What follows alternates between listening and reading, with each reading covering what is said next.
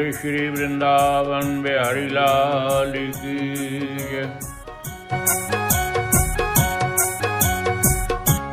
ओम अज्ञानतिमिरान्धस्य ज्ञानाञ्जनशलाकया चक्षुर्मिलितं येन तस्मै श्रीगुरुवे नमः। गुरुर्ब्रह्मा गुरुर्विष्णु गुरुर्साक्षात् महेश्वरा गुरुरेव परं ब्रह्म तस्मै श्रीगुरुवे नमः। अखण्डमण्डलाकारं व्याप्तं येन चराचरं तत्पदं दर्शितं येन तस्मै श्रीगुरुवे नमः। अखण्डानन्दबोधाय शिष्ये सन्तापहारिणे सच्चिदानन्दरूपाय तस्मै श्रीगुरुवे नमः। गजाननं भूतगणादिसेवितं कपित्थजम्बोफलचारुभक्षणम् उमासुतं शोकविनाशकारकं नमामि विघ्नेश्वरपादपङ्कजम्। दक्षिणे लक्ष्मणस्य वामे च जनकात्मजा पुरतो मार्तुर्यस्य तं वन्दे रघुनन्दनं। लोकाभिरामं रणरङ्गधीरं राजीवनेत्रं रघुवंशनाथं कारुण्यरूपं करुणाकरं तं श्रीरामचन्द्रं शरणं प्रपद्ये। मनोजवं मारुततुल्यवेगं जितेन्द्रियं बुद्धिमतां वरिष्ठं वातात्मजं वानरयूथमुख्यं श्रीरामदूतं शिरसा नमामि। कर्पूरगौरं करुणावतारं संसारसारं भुजगेन्द्रहारं सदा वसन्तं हृदयारविन्दे भवं भवानी सहितं नमामि। सर्वमङ्गलमाङ्गल्ये शिवे सर्वार्थसाधिके शरण्ये त्र्यम्बके गौरी नारायणी नमोऽस्तुते। ॐ त्र्यम्बकं यजामहे सुगन्धिं पुष्टिवर्धनम् उर्वारुकमिव बन्धनान् मृत्योर्मोक्ष्येमामृतात्। ॐ भूर्भुवः स्वः तत्सवितुर्वरेण्यं भर्गो देवस्य धीमहि धियो यो न प्रचोदयात्। ॐ जयन्ती मंगलाकाली भद्रकाली कपालिनी दुर्गा क्षमा शिवा धात्री स्वास्वधा नमोऽस्तुते।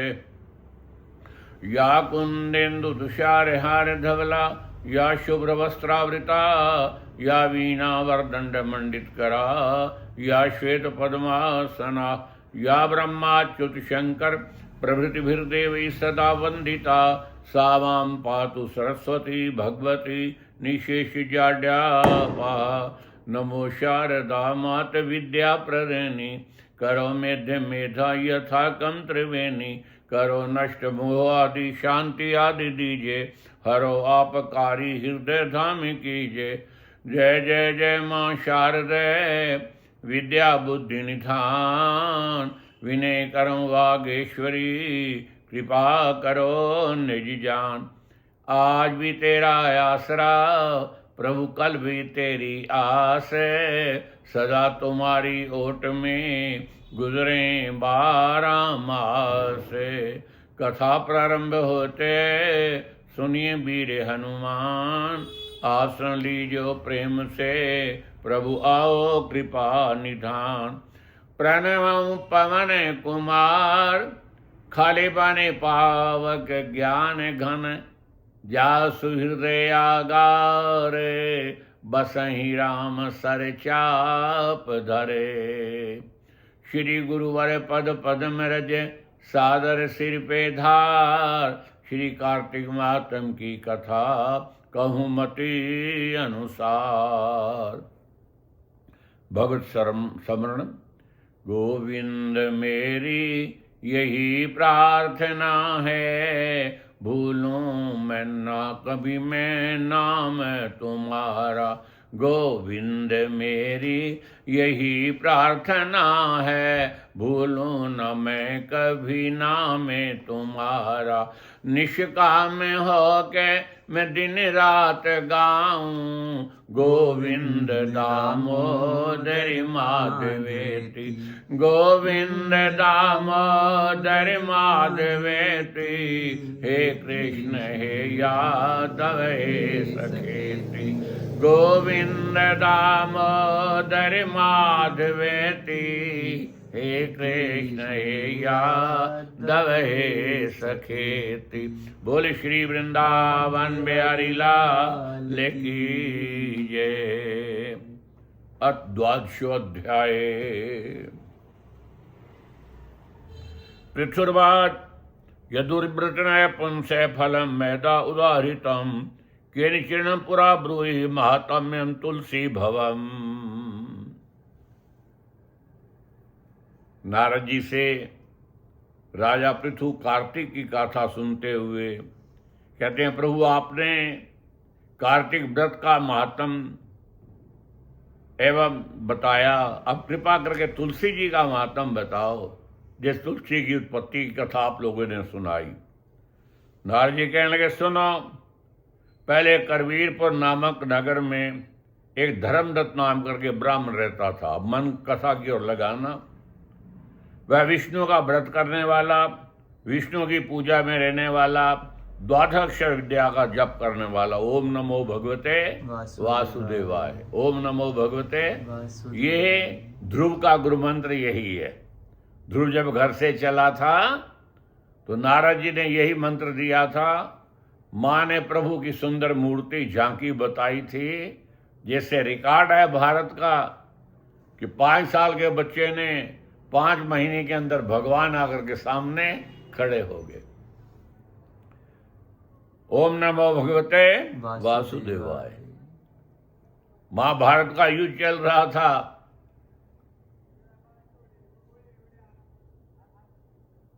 शाम को युद्ध बंद हुआ, सबने मिलके भोजन खाया। रात्रि की वेला सो रहे हैं।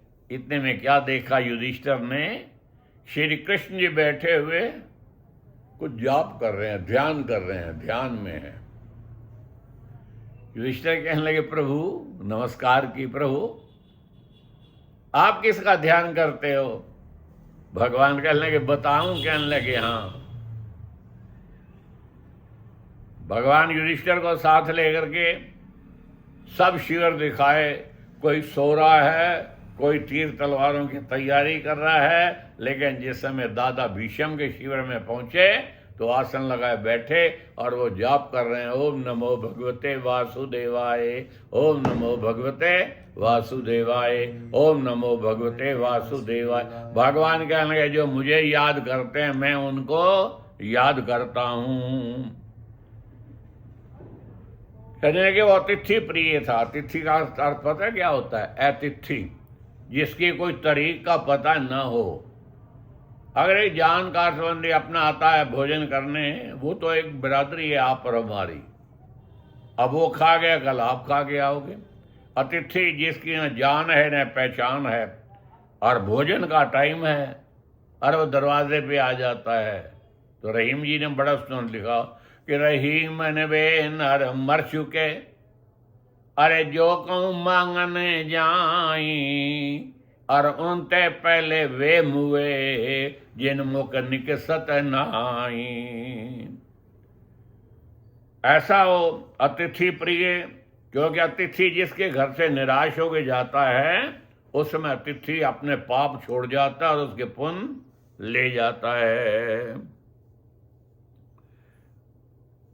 इस प्रकार वो ब्राह्मण एक बार कार्तिक मास में हरि जागरण हेतु धर्मदत्त ब्राह्मण कोई देर रात बाकी रहते समय भगवान विष्णु के मंदिर को चला। कमंडल के अंदर जल है, जल के अंदर तुलसी जी का दल है। जा रहा है, इतने में आगे एक दिगंबरा शुष्क मासा लंबोष्टी घुरघुर स्वरा एक राक्षसी सामने दिखाई दी। सूखे शरीर वाली, वस्त्रहीन, लाल आंखों वाली, लपलपाती जीभ वाली, लंबे होठों वाली, घुरघुर वाली थी। उस समय ब्राह्मण का जो शरीर एकदम कांपा, कांपते ही उसने क्या शरण ली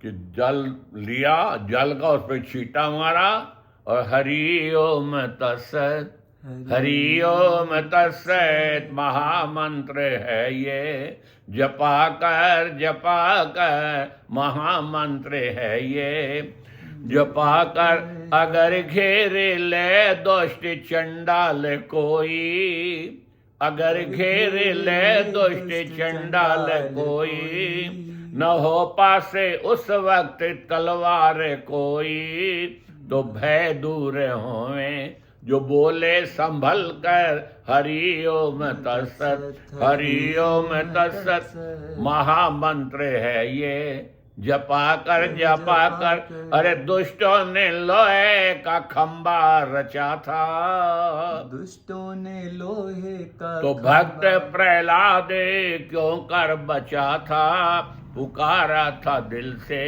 यही नाम उसने हरि ओम तत्सत, हरि ओम तत्सत, हरि ओम तत्सत।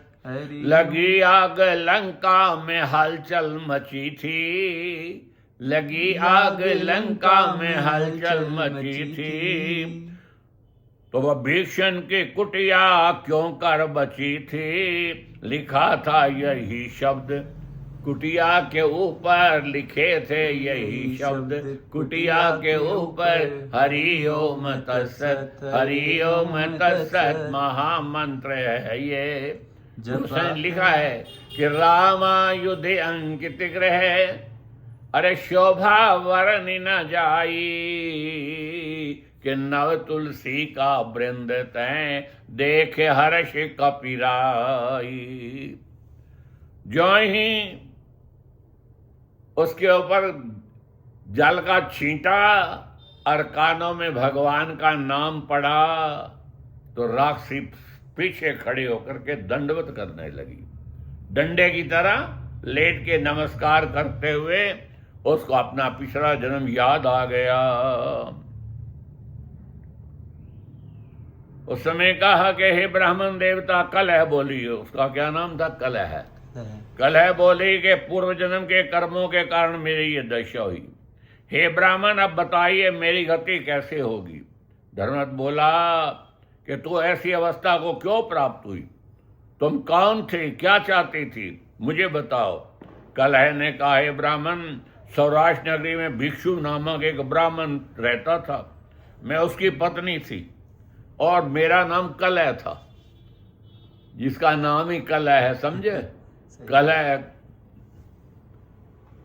मेरा नाम कलह था, कलह का अर्थ होता है लड़ाई करने वाली, इसलिए कभी कलह नाम अपना ना रखा करो। कि मेरा नाम, और मेरा स्वभाव बड़ा निष्ठुर था, मैंने अपने पति को कभी वचनों द्वारा प्रसन्न नहीं किया, उसे मिष्टान पेय फल जल इत्यादि कभी नहीं दिया। कलह प्रिय, लड़ाई प्यारी, और पति के हमेशा मैं विरोध में चलती, उल्ट चलती। एक दिन भिक्षु, इसके जो पति ब्राह्मण है, उदास सा था। हरिमित्र उसका मित्र आया, हरि राम, कहने लगे मित्र उदास हो, कहने लगे क्या बताऊं, ये तुम्हारी जो भाभी है ना, मैं जो बात कहूं ना उसी का उल्टा जवाब, अब क्या करूं।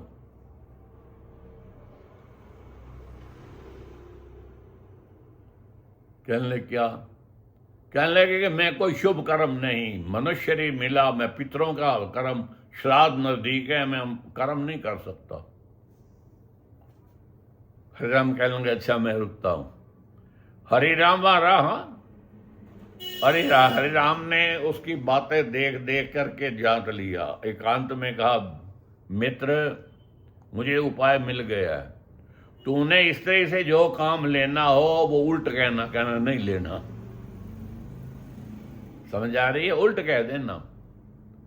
कहने लगे जी अब श्राद्ध है, कहने श्राद्ध है ना, तो उसको कहना मैंने श्राद्ध नहीं करना, उल्ट कहना, देख क्या नतीजा निकलता है। अब इस हुआ जो काम कोई लेना होता तो वो ब्राह्मण कलह को उल्ट कहता, ये नहीं करना, वो कहने जरूर करना है। अब एक दिन पहले वो कहने लगे कल श्राद्ध है पिताजी का, कल मैं ब्राह्मणों को नहीं बुलाऊंगा। वो कहने लगे मैं जरूर बुलाऊंगी। कहने लगे मैंने ब्राह्मणों को बुलाना नहीं है, ब्राह्मणों को बुला करके उनके चरण धोने ही नहीं है, क्योंकि हमारा शास्त्र कहता है कि जब भोजन करने लगो तो वैसे नियम है कि उस समय हाथ और पैर दोनों धुले होने चाहिए। इसलिए ये नियम आता कि ब्राह्मणों को जब हम भोजन करते पहले हम चरणों को धोया करते। तो कहने लगे मैंने पटड़ी डालनी नहीं है। कहने लगे मैं जरूर डालूंगी। मैं पुष्प फूल लाऊंगा ही नहीं, पितरों के आवाहन के लिए हम पटड़ी मैं नहीं करूंगा, नहीं करूंगी। उसने कहा कि ब्राह्मणों को मैंने भोजन कराना नहीं, मैंने जरूर कराऊंगी। कहने लगे मैंने उनको भोजन कराना नहीं है, दक्षिणा देनी नहीं है। कहने मैं दक्षिणा भी दूंगी। हरिराम कहने लगे बोलो मित्र, कहले काम बन गया। इसी तरह उसने तो ब्राह्मणों को निमंत्रण दिया और बड़े सुंदर पदार्थ बनाए।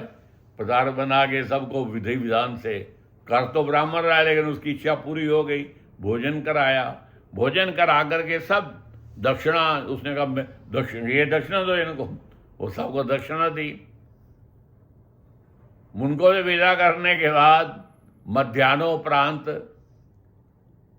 ब्राह्मण ने कहा कि प्रिय अब ये पुष्प है ना, इनको मैं गंगा जी में प्रवाह करूंगा या शुभ नदी के अंदर पवित्र स्थान पे प्रवाह करूंगा। आप लोग जैसे पीपल पे जाके चढ़ाते हो, उसने उठाए और गंदी नाली में डाल दी। तो कलह कहती है कि ऐसा मेरा निष्ठुर स्वभाव था और मैंने देखा कि ये पति अब मुझे छोड़ना चाहता है, लेकिन वो तो चाहे कुछ करता या नहीं करता। कलह आप कथा सुना रही है धर्मरत ब्राह्मण को, मैंने जहर खा करके आत्महत्या कर ली। उस समय यमदूत मुझे बांधकर यमराज के पास ले गए। यमराज ने मुझे देखकर चित्रगुप्त से कहा, यमराज बोले कि चित्र को देखो इसने शुभ शुभ कर्म क्या क्या किए हैं। चित्रगुप्त धिक्कारते बोले महाराज इसने पाप ही पाप किए हैं। ये कभी स्वयं तो मीठा छिप के खाती, परंतु अपने पति को बच्चों को कभी नहीं देती। ये तिरस्कृता हमेशा अलग से बैठे रूठ के बैठी रहती, अपने पति से द्वेष रखती, नित्य कलह करती।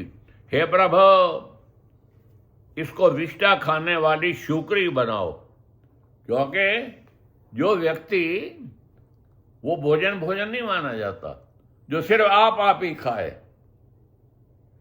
बल्कि शास्त्र तो कहता है, सदगृहस्थी तो ये कहते हैं कि जब भोजन बनाने लगो तब भी सोचो कि पहले भगवान को भोग लगाना है। अरे ऐसे सस्ता कोई काम है कि भगवान खाते भी नहीं और उनको भोग भी लग जाता है। तो इस प्रसंग को अधिक न बढ़ाते हुए मैं इधर ले जा रहा हूं कि इस तरह से जो मिष्टान छिपा के खाए आप खाए, वो जाकर के सूर बनता है, आगे उसको विष्टा खानी पड़ती है। कहने लगी मैं जिस पात्र में पकाती थी, वो राशि बता रही है, उसी में खा जाती थी। अब अच्छी तरह समझाऊं, जैसे जिस पात्र में आपने कोई सब्जी कोई चीज बनाई है उसी में आप खाओगे तो पता क्या नुकसान हो जाएगा कि कोई आ जाए तो उसकी सेवा आप नहीं कर सकते, क्योंकि पता आपको झूठ खाता है या नहीं खाता। इसलिए हमारे ग्रंथों ने ये कहा हुआ है कि जिस पात्र में बनाओ खाओ अलग में डाल के। उससे पता क्या लाभ है, अलग में डालोगे तो उसमें कुछ और पड़ा होगा, कोई आएगा तो आप किसी की सेवा कर पाओगे। हमारे ग्रंथ के बड़े बड़े सुंदर सुंदर नियम हैं, तो मैं बता रहा हूं। कहने लगे इसलिए इसको जिस पात्र में बनाते उसमें जो खा जाता है वो आगे बिल्ली बनता है। बिल्ली का पता है कि बिल्ली जिस चीज को जूठा जाए, पंजाबी में कह रहा हूं, बिल्ली मुंह लगा लेना, तो वो जूठा खाने से हंजीर ये जड़े वाली बीमारियां हो जाती हैं। इसलिए मनुष्य प्राय पता होते हुए बिल्ली का जूठा नहीं खाते। कहने लगे तो वो कौन बिल्ली बनता है कि जिस पात्र में बनाता है उसी में ही खा जाता है। और तदुपरांत मैंने आत्महत्या की तो मैंने आगे जिन बच्चों को जन्म देना था उनको भी मारने का दोष मुझे लगा, इसलिए मैं ये प्रेत योनि में आई। कले कहते 500 साल वर्षों में प्रेत शरीर में रही, भूख प्यास से व्याकुल रहती, एक बार किसी वैश्य के शरीर में चली गई। वैश्य उस समय वेणी नदियों के संगम में स्नान करने लगा तो भगवान के गणों ने हमें उसके शरीर से निकाल दिया। अब मैं यहाँ आ रही थी तो आपके दर्शन हुए और आपने मेरे पे तुलसी जल और गंगा जल डाला जिससे मेरा उद्धार हुआ। धर्मदत्त बोला, क्या मैं तेरा 3 योनियों से मुक्ति तेरी कैसे कहूं? क्योंकि मुक्ति पुण्य मिलता कर्म करने से, और इस प्रेत के शरीर में कोई कर्म हो नहीं सकता।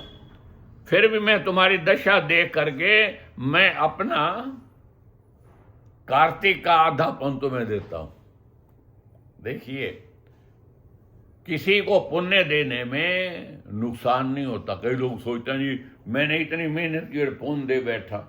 शास्त्रों की बड़ी लंबी कथाएं प्रसंग में आप लोग सुनोगे कि पुण्य जो देता है उसके दान का जो किसी को सुखी करता है तो उसका फल उससे ज्यादा होता है। जितना फल उसको पुण्य का मिलना होता है मानो वो पुण्य बढ़ जाता है, क्योंकि एक ऐसा ही शुभ कर्म है, आप अच्छा कर्म है, प्रभु का नाम ध्यान है, वही वो बढ़ता है। और चीज कोई साथ नहीं चलता और सब घटेंगे। कहते हैं नहीं जी हम लोग पैसे जमा करा देंगे बैंक में, 5-7 साल के बाद दुगने हो जाएंगे।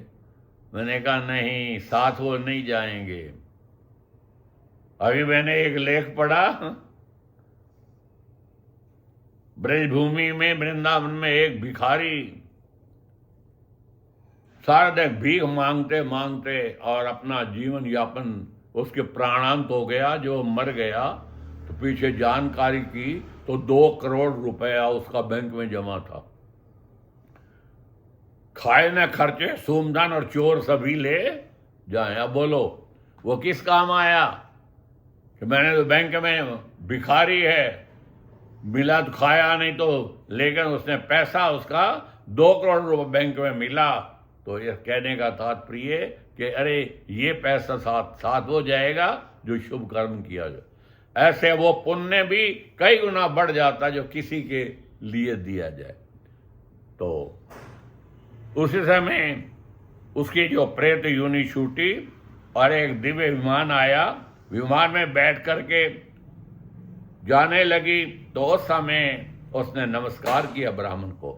कलह ने कहा, हे द्वैश्रेष्ठ, आप कृपा से मुझे नरक से मुक्ति मिली, पाप रूपी समुद्र से डूबती हुई मुझे आप नाव के समान मिले हैं। नारद जी बोले, इस प्रकार वह ब्राह्मण से कह ही रहे थी उस समय आकाश से विमान आया। उन्होंने कलह को विमान में बैठा दिया। उस विमान को देखकर धर्मदत्त ने आश्चर्यचकित होकर पृथ्वी पर लेटकर देवदूतों को नमस्कार किया। देवदूतों ने पुण्यशील सुशील ब्राह्मण को उठाकर प्रणाम करते हुए कहा कि हे गण बोले, हे द्वैश्रेष्ठ, तुमने सदैव विष्णु भगवान की भक्ति और भजन किया और तुम्हारी अनुकंपा से इसका भी उद्धार हो गया है। तुम भी धन्य हो और तुमने बाल्यावस्था से कार्तिक तक भजन श्रवण करते रहे, उसका फल कि तुम किसी समय आकर के अवध के राजा दशरथ बनोगे मानो। और तुमने भगवान का जो विष्णु आराधन किया है तो आकर के भगवान ही तुम्हारे घर पुत्र रूप आकर के अवतरित होंगे और तुम्हारी 2 स्त्री होंगी और तीसरी जो कलह है ये तुम्हारी आकर के स्त्री भी बनेगी। इति श्री कलह धर्मदत्तोपख्यानम नाम 12वां अध्याय।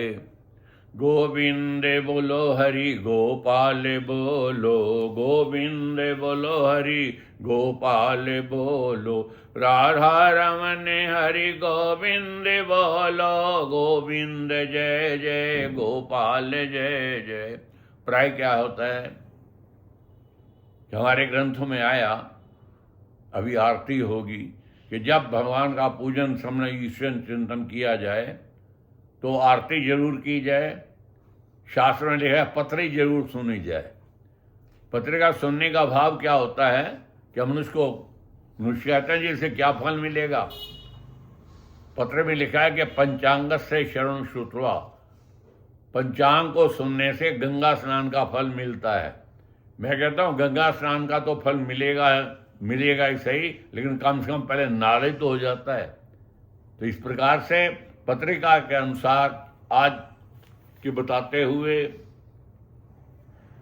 विक्रमी संवत 2082 कार्तिक कृष्ण पक्ष शाका 1947 अरसन ईस्वी 2025 तथा शनिवार द्वादशी और कार्तिक मानो शुक्रवार को 17 को संक्रांति थी, तो कार्तिक की 2 और 18 अक्टूबर की, अंग्रेजी की 18 तारीख है, और शनिवार द्वादशी है। द्वादशी के साथ त्रयोदशी लग जाएगी, इसलिए शनिवार को धन त्रयोदशी भी है। धन त्रयोदशी प्राय लोग पूछते हैं, तो अब ध्यान से सुन लें कि धन त्रयोदशी 18 तारीख शनिवार को है। और उसके आगे 19 को रविवार को श्री हनुमत जयंती का शुभ पर्व है।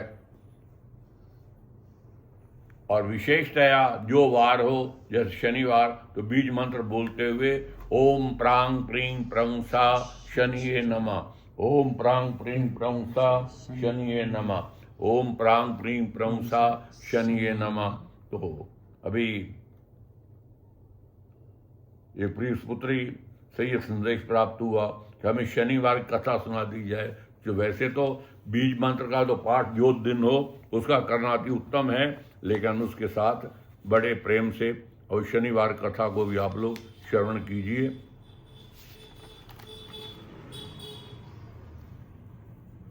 बोलो शनि बलि की जय। एक समय सूर्य, चंद्रमा, मंगल, बुध, बृहस्पति, शुक्र, शनि, राहु और केतु नवग्रह हो गए ना।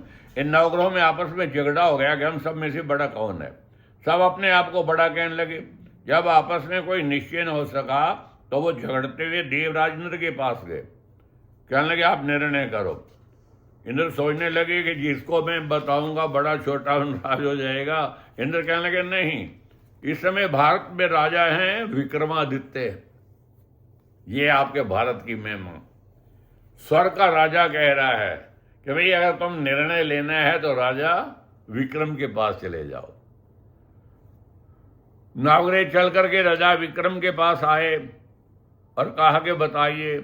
राजा विक्रम भी समझ गए कि जिसको छोटा कहूंगा वो नाराज तो हो जाएगा, लेकिन उन्होंने उपाय तो बताया। कहने लगे सुनो, मैं पहले तुम्हारे आसन देता हूं। शास्त्र कहता है कि पहले आए हुए को बैठने के लिए आसन देना चाहिए, स्थान दो। बल्कि बड़ी महत्ता है, प्रभु कथा सुन रहे हो, अगर ठीक है तो भीड़ ज्यादा भी हो तो थोड़ा सा संकुचित होकर भी जो आए उसको स्थान देना। कहने लगे उन्होंने मैं आसन बिछा देता हूं। तो सोना, चांदी, कांसी, पीतल, शीशा, रांग, जस्त, अब्रक और लोहा, ये 9 धातुओं के 9 आसन बनाए। वैसे मैं आपको बता दूं कि जो ये आसन है इस ग्रह का यही आसन होता है। कहने लगे आप बैठो अपने अपने आसनों पे। अब जब सब अपने अपने आसनों में बैठ गए तो शनि जी ने देखा कि मेरा आसन सबसे पीछे है। शनि जी मन में गुस्सा आ गया, क्योंकि वैसे मनुष्य को शास्त्र तो कहता है कि जो प्राप्त है वो पर्याप्त है, जो प्राप्त है वो पर्याप्त है, लेकिन मनुष्य की इच्छाएं पूरी नहीं होती कई बार। लेकिन भगवान बड़े दयालु हैं। एक बार दोपहर का टाइम है और एक फकीर नेम से कि नहीं मैं मध्याह्न काल भगवान के दर्शन तो करके आऊं। प्रभु मंदिर में गया, नंगे पैरों वहां जाकर के दर्शन तो किए, लेकिन उसके पैर जलने लगे ना, तो भगवान को उलहना देने लगा कि प्रभु मैं तेरा भजन स्मरण भी करूं, लेकिन तूने मुझे ऐसा बनाया कि मेरे जूती भी किस्मत में नहीं कि मेरे पैर जल गए आते हुए। भगवान लीलाधारी हैं। जब वो बाहर निकला तो देखा दरवाजे पे एक बैठा हुआ है जिसके कुष्ठी कोड़ी, जिसके पाँव भी नहीं थे, पाँव भी टेढ़े मेढ़े थे।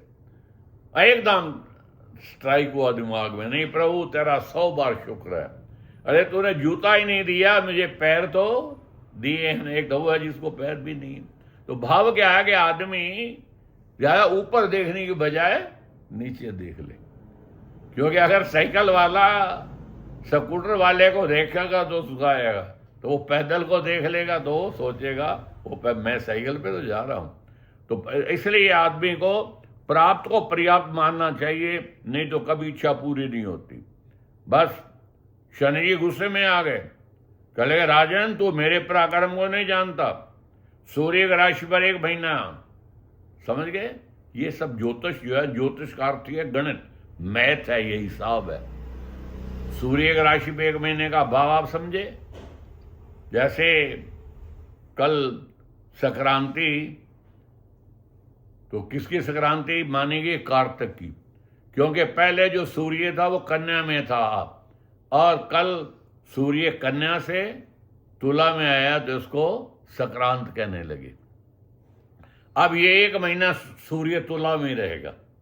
सूर्य आप समझ गए, सूर्य की राशि में कितना रहता है? 1 महीना।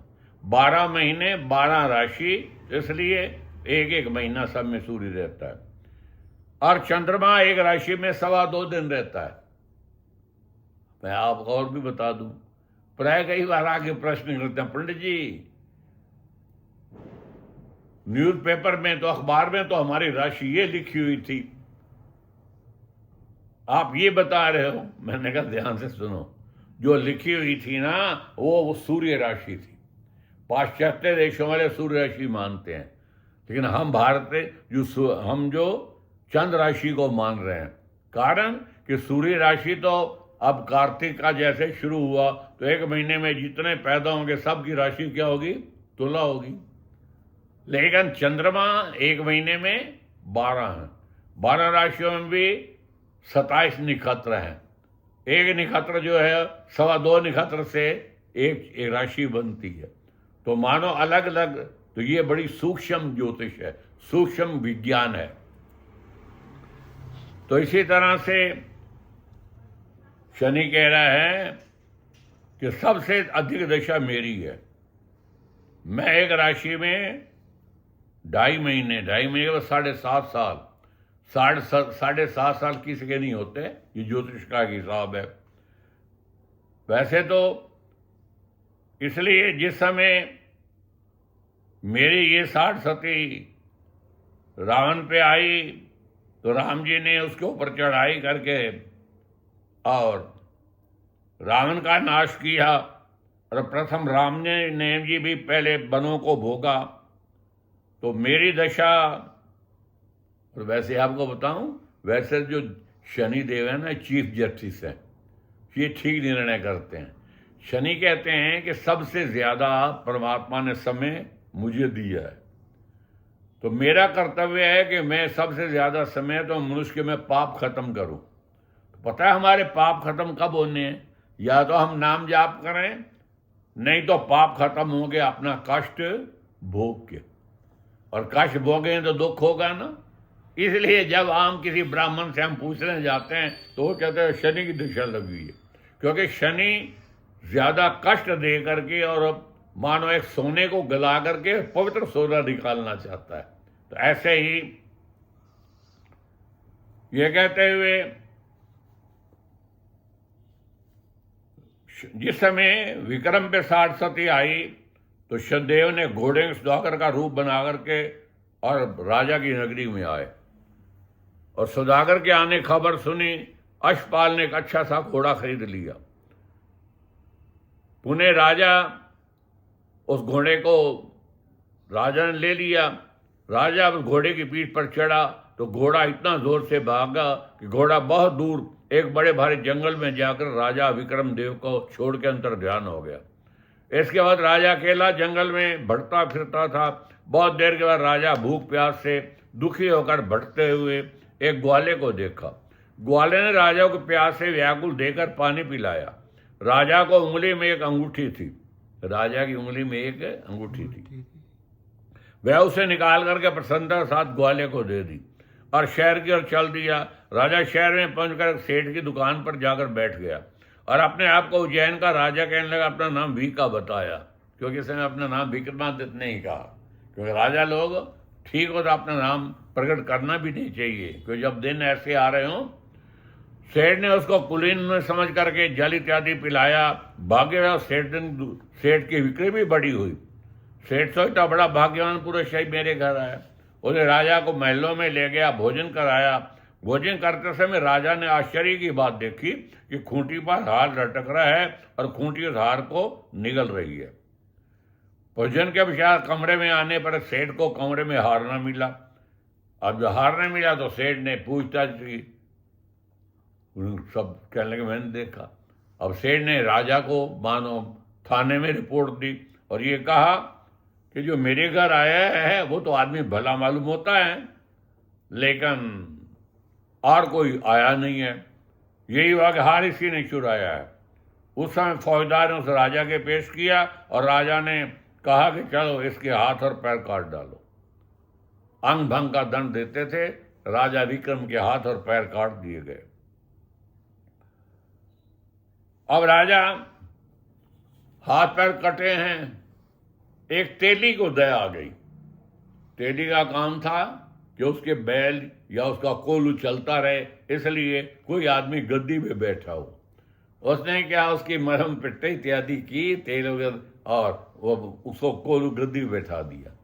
वह बोलते बैल चलते रहते और वो इलाज क्या करता था, वही हाथ पैर कटे हुए से वो घी तेल में डुबो करके राजा विक्रम ने अपनी 60 सती काटी। इसलिए शनि को तेल का मर्दन अच्छा होता है। शनि को तेल का मर्दन तो बड़ा अच्छा होता है, लेकिन बाकी शनि की दृष्टि के लिए तो मैंने आपको बताया ना, बोलो पवन सुत है हनुमान की जय। हनुमान जयंती भी है रविवार को। हनुमान जी ने जिस समय लंका जलाई तो हनुमान जी ने देखा कि सोना चमक रहा है। चल लंका जली तो सही, सोना आग से और चमकता है। शनि को हनुमान जी खिंता हुई, एक से दूसरी जगह जा रहे हैं आ रहे हैं, इतने क्या देखा कि कोई ठंडी ठंडी सांसें ले रहा है। देखा ये भी कोई रावण का सताया होगा। तो उस समय क्या देखा कि एक व्यक्ति उल्टा लटका हुआ है और उसके पैरों के साथ जंजीर बांध करके ऊपर मानो जाल के साथ बांध दिया हुआ, उल्टा नजर न पड़े। सोचा ये भी रावण का सताया होगा। हनुमान जी ने उसको खोल के पूछा कस तुम कौन हो? वो कहता है शनिश्चरो है हम, मैं शनि हूं। कहने लगे तुम कैसे? कहने लगे रावण को बताने आया था कि मेरी दशा लग रही है। वो कहने लगे तू पहले भोग ले, मैं बाद में भोगूंगा। मुझे उल्टा लटका दिया। कहने लगे यार तेरी दशा, कहने मेरी दशा तो सोने को लोहा कर देती। कहने लगे मुझे तू चाहिए, एक बार नजर डालो। शनि ने जो नजर डाली तो सारा कुछ जो सोना था, वो जो चमक रहा था, वो काल सा हो गया। हनुमान जी ने कहा ये ठीक है। तब उस समय शनि देव ने हनुमान जी को वचन दिया, वो मैं आपको बता रहा हूं। हनुमान जयंती का भी शुभ अवसर है कि हनुमान जी, शनिदेव ने कहा कि हनुमान जी जो आपका ध्यान करेगा, आपका भजन करेगा, स्मरण करेगा, चिंतन करेगा, मैं उसको कोई कष्ट नहीं दूंगा।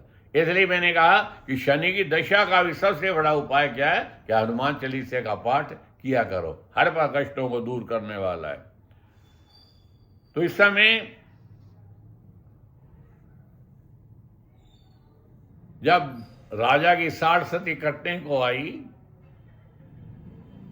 तो राजा विक्रम रात्रि की वेला में राग गाने लगे। राग भी उस लय के साथ भी और टाइम का, और ऐसा राग क्योंकि राग का लय है। राग से तो बारिश आ सकती है, राग से क्या नहीं हो सकता। जब वो राग गा रहे हैं तो राजकन्या ने सुना, कहा कि ये कहने पता करो ये कौन गा रहा है। दासी गई, जाकर कहा ये चौरंगा मुझे, इसके हाथ पैर कटे हुए हैं, वो तेली। कन्या कहने लगी मैं तो इसके साथ शादी करूंगी। मानो उसकी कला के ऊपर वो मुग्ध हुई। जब पिता ने कहा बेटी वो एक नी तेली, राजा ने तेली को कहा, तेली के महाराज मैं एक नी तेली और मेरे घर में वो नौकर है। कहने लगे भाई भाग के लिखे को कोई टाल नहीं सकता, अपने घर जाकर विवाह की तैयारी करो। तो चौरंगे के साथ विवाह कर दिया गया।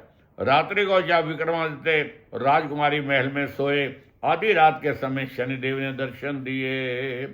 कहा राजन है मुझे छोटा बता के कितने कष्ट पाए, कितने उठाए। राजा ने क्षमा मांगी। शनिदेव ने प्रसन्न होकर राजा विक्रम को हाथ और पैर दिए। तब राजा ने कहा महाराज मेरी प्रार्थना स्वीकार करे कि जैसा दुख आपने मुझे दिया ऐसा दुख और किसी को ना देना। देखो ये है राजा विक्रम ने क्या मांगा, आपने भी कुछ नहीं मांगा। कहले जैसा दुख मुझे दिया ऐसा दुख और किसी को ना देना। दूसरा उन्होंने कहा जो मेरा ध्यान करेगा, चींटियों को आटा डालेगा, उसके सारे मनोरथ पूरे होंगे। इतना कर शनिदेव अपने धाम को चले गए। राजकुमारी की आंख खुली, उसने राजा के हाथ पांव देखे, आश्चर्य को प्राप्त हुई। तो राजा ने सारी आप बीती सुनाई। उस समय वो बड़ी प्रसन्न हुई। सब सखियों को उसने सब वृत्तांत सुनाया। इतने में सेठ को पता चला, अरे जिस पे मैंने चोरी लगाई थी वो तो राजा विक्रमादित्य है। आकर के वो चरणों में गिर पड़ा। राजा ने कहा तेरा कोई दोष नहीं, मेरे पे शनि की दशा थी। कहते नहीं फिर भी। उसने प्रीतिपूर्वक घर में भोजन कराने लगा। जिस समय भोजन करने लग रहे थे उस समय हार भी उसी खूंटी पे दिखाई दिया। ये सारा शनि का प्रकोप था। तो मेरी कंवर नाम कन्या भी उसने राज्य के अर्पण कर दी। इस प्रकार राजा मानो अति धन प्राप्त करते हुए अब नगरी को उठाया और बड़ा महोत्सव मनाया गया। उस समय दीपमाला मनाई गई। दीपमाला का मतलब होता है कि दिवाली से खुशी, और दीपकों द्वारा सारे नगर को सजाया गया। इसलिए जो कोई शनिवार की इस कथा को पढ़ता है या सुनता है उन शनिदेव कृपा से उसके सब दुख दूर हो जाते हैं। बोलो शनि बलि की जय। ओम प्रांग प्रीं प्रहुंसा शनिये नमः। ओम प्रांग प्रीं प्रहुंसा शनिये नमः। ओम शांताकारं भुजगशयनं पद्मनाभं सुरेशं विश्वाधारं गगनसदृशं मेघवर्णं शुभंगं लक्ष्मीकान्तं कमलनयनं योगिभिर्ध्यानगम्यं वन्दे विष्णु भवहरणं सर्वलोकैकनाथम्। ओम जय जगदीश हरे स्वामी जय श्री कृष्ण हरे। भक्त जनों के संकट दासी जनों के अवगुण बंसी वाला दूरी करे। ओम जय जगदीश हरे। जो ध्यावे फल पावे दुख बिन से मन का। स्वामी दुख बिन से मन का सुख संपत्ति घर आवे। बंसी वाला घर आवे काष्ट मिटे तन का। ओम जय जगदीश। मात पिता तुम मेरे शरण पढ़ू मैं किसकी। स्वामी चरण तुम बिन और न दूजा। स्वामी बिन और न दूजा आस करूं मैं जिसकी। ओम जय जगदीश हरे। तुम पूरन परमात्मा तुम अंतर्यामी। स्वामी तुम अंतर्यामी। पार ब्रह्म परमेश्वर पार ब्रह्म सचईश्वर तुम सबके स्वामी। ओम जय जगदीश। तुम करुणा के सागर तुम पालन करता। स्वामी तुम पोषण करता। मैं मूर्ख खल कामी मैं सेवक प्रभु स्वामी कृपा करो भरता। ओम जय जगदीश हरे। तुम हो एक अगोचर सबके प्राणपति। स्वामी सबके प्राणपति। किसी विधि मिलो ए गोसाई किसी विधि मिलो जी दयालु तुमको मैं कुमति। ओम जय जगदीश हरे। दीन बंधु दुख हरता ठाकुर तुम मेरे प्रभु से कि हम तेरे अपने हाथ उठाओ चरणद नाल लगाऊं द्वारी पड़म तेरे ओम जय जगदीश हर विषय विकार मिटाओ पापे हरो देवा स्वामी काष्ट हरो देवा श्रद्धा भक्ति बढ़ाओ प्रेमा शक्ति बढ़ाओ संतन की सेवा ओम जय जगदीश हरे जय जगदीश हरे स्वामी जय श्री कृष्ण हरे भक्त जनों के संकट दासी जनों के अवगुण बंसी वाला दूर करे ओम जय जगदीश हरे अच्युतम केशवम श्री राम नारायणम कृष्ण दामोदरम श्री वासुदेवम हरे श्रीधरम माधवम गोपिका वल्लभम जानकी नाथम श्री रामचंद्रम भजे नहीं विद्या नहीं बाहुबले नहीं खर्चन को दाम तुलसी ऐसे जीव की लाज रखो भगवान अवनार की बेनती सुनो गरीब निवाज जे आप पूत का पूत हैं बड़ पिता गल्लाज अवसर राखी द्रौपदा संकट ध्रुव प्रहलाद कहन सुन की कुछ नहीं प्रभु शरण पड़े की लाज शरण पड़े की लाज है प्रभु आप निभाओ शरण पड़े की लाज है प्रभु देर न लाओ शरण पड़े की लाज है तुम जानो जगदीश दोनों भुजा पसार के मैं धरा चरण पर सियापति राम जय जय राम मेरे प्रभु राम जय जय राम करो कल्याण धर्म की जय हो धर्म की जय हो अधर्म का नाश हो प्राणियों में सद्भावना विश्व हो, का कल्याण हो। बोले साचे दरबार की जय सर्वे भवन्तु सुखिनः सर्वे सन्तु निरामया सर्वे भद्राणि पश्यन्तु मा कश्चित् दुर्भाग् भवेत् आते भी राम कहो जाते भी राम कहो सुबह और शाम कहो राम राम कहो।